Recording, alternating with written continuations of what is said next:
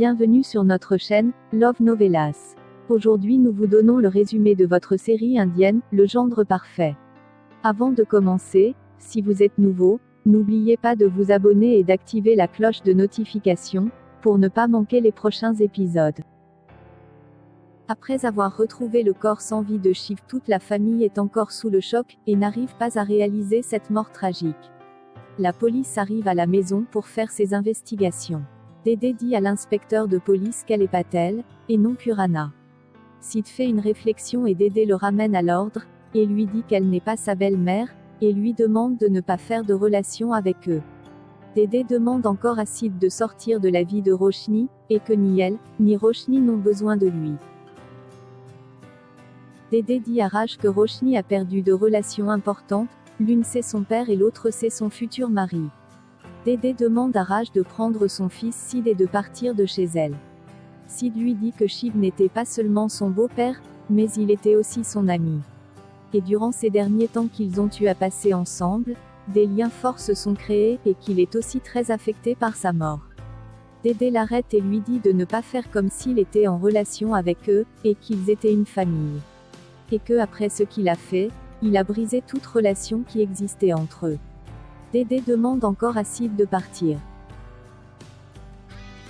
Simran amène Nisha, celle-ci voit Sid en train de fixer Roshni, ce qui la contrarie énormément. Nisha commence alors à jouer la comédie, elle voit des morceaux de verre tomber sur le sol. Nisha fait semblant de s'être faite mal aux pieds avec ces morceaux. Elle s'assoit et demande à Sid de la prendre dans ses bras, elle prétexte qu'elle ne peut pas se tenir sur ses pieds. Sid n'a pas d'autre choix, il fixe Roshni et la soulève dans ses bras. Nisha voit sa boucle d'oreille sur la main de Sid, elle est complètement paniquée et se demande comment faire pour la récupérer. Nisha très troublée réfléchit à une solution immédiate pour agir. Dédé leur demande encore de sortir. Kézar demande au docteur de ne pas trop traîner avec le corps de son frère. Et qu'ils en ont besoin pour effectuer les derniers rites funéraires pour que celui-ci puisse reposer en paix. Mais Dédé dit que les derniers rites peuvent attendre, et que le plus important actuellement c'est de trouver l'assassin de Shiv. Elle demande au docteur de trouver des preuves pour pouvoir démasquer le tueur. Dédé est persuadée que Shiv a été assassiné et elle est déterminée à trouver le meurtrier. Elle dit qu'elle fera tout pour punir le coupable, qui paiera le prix fort pour son crime. Un peu plus tard, Dédé dans sa chambre enlève ses bijoux et échange ses vêtements. Dédé en pleurs se souvient de son mari Shiv. Tous les moments qu'ils ont passés ensemble. Elle se souvient aussi de leur mariage, leur lune de miel, la naissance de leurs enfants. Tous les moments de bonheur en famille. Tous ces souvenirs la détruisent encore plus. Dédé en pleurs et complètement effondrée. Sid de son côté est très affecté par la mort de Shiv, il se souvient également de ses conversations avec Shiv. Les moments de complicité, leur amitié. Sid ressasse tous ces moments, il est très triste et abattu.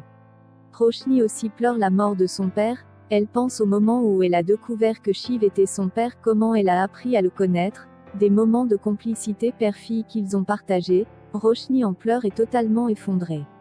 Pendant ce temps, Nisha essaie de trouver une solution pour récupérer sa boucle d'oreille, elle appelle ses hommes de main, et leur demande de se renseigner pour lui dire, où le corps de Shiv a été emmené pour l'autopsie. Elle leur dit qu'elle se trouvera à l'hôpital dans la matinée. Peu après, Roshni de son côté continue de pleurer la mort de son père, c'est la tristesse et la désolation dans la pièce. Dédé arrive et dit que Shiv n'aurait pas voulu que quelqu'un ait l'air si triste. Dédé essaie de leur réconforter et dit ensuite qu'ils ont ces souvenirs avec eux, qui resteront gravés dans leur mémoire à jamais. Dédé reçoit ensuite un appel téléphonique du docteur lui demandant de venir à l'hôpital. Car il a des doutes sur ce qui est arrivé à Shiv. Dédé accepte immédiatement. Pendant ce temps, Biji très affectée se sent mal pour ce qui est arrivé à Shiv. Nisha sort de la maison en douce pour se rendre à l'hôpital. Dédé et Roshni sont aussi arrivés à l'hôpital. Les hommes de Nisha voient Dédé et Roshni et poussent la civière sur eux, en blessant Dédé. Roshni crie et demande qui a fait ça. Nisha arrive en burqa à l'hôpital et pense récupérer ses boucles d'oreilles, avant que quelqu'un ne la voie. De l'autre côté, Kritika furieuse gronde le domestique pour ne pas avoir apporté le petit déjeuner. Kritika est prête à le gifler, Mais au même moment Simran arrive et lui tient la main pour la bloquer. Simran demande à Kritika de faire immédiatement des excuses à Kaka. Mais Kritika refuse de s'excuser auprès d'un simple domestique. Ce qui rend furieuse Simran qui gifle Kritika, et s'excuse auprès de Kaka pour sa fille. Biji calme Simran et lui demande d'être patiente avec Kritika. Simran dit que maintenant ses yeux sont ouverts, et qu'elle a gâché la vie de son fils pour protéger Kritika. Elle regrette cela aujourd'hui, elle a vu son erreur, elle ajoute qu'elle était aveugle et qu'elle a fait une grave erreur, et que tout ce qui est arrivé entre Sid et Roshni est de sa faute. Mais Kritika dit qu'elle ne regrette rien car Dédé mérite cela, et que Dédé a tué son mari. Elle dit qu'elle va essayer de s'éloigner d'elle et de sa famille.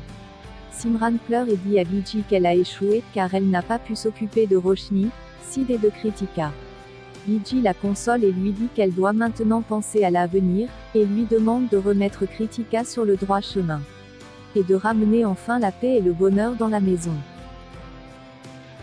Pendant ce temps, Nisha est à l'hôpital, elle est déguisée en infirmière et porte un masque pour passer inaperçue. Mais elle est appelée par la sécurité, Nisha se croyant démasquée est très tendue, mais on lui dit que son masque est tombé de sa poche, ce qui la soulage énormément. De l'autre côté, l'inspecteur annonce les avancées de l'enquête à Dédé, il lui dit qu'ils ont trouvé la boucle d'oreille du tueur, et que sûrement Shiv s'est défendu pour se sauver, ce qui lui a permis de s'emparer de la boucle d'oreille. Dédé dit que c'est bien, et qu'ils ont au moins une preuve contre le tueur. De l'autre côté, Samira qui n'en peut plus avec les enfants, dit à Yash que les enfants refusent de manger et veulent des omelettes. Elle dit qu'elle ne peut pas avec tous leurs caprices. Yash lui demande de commander à l'extérieur ce qu'ils veulent. Mais Samira lui demande de s'occuper lui-même des enfants.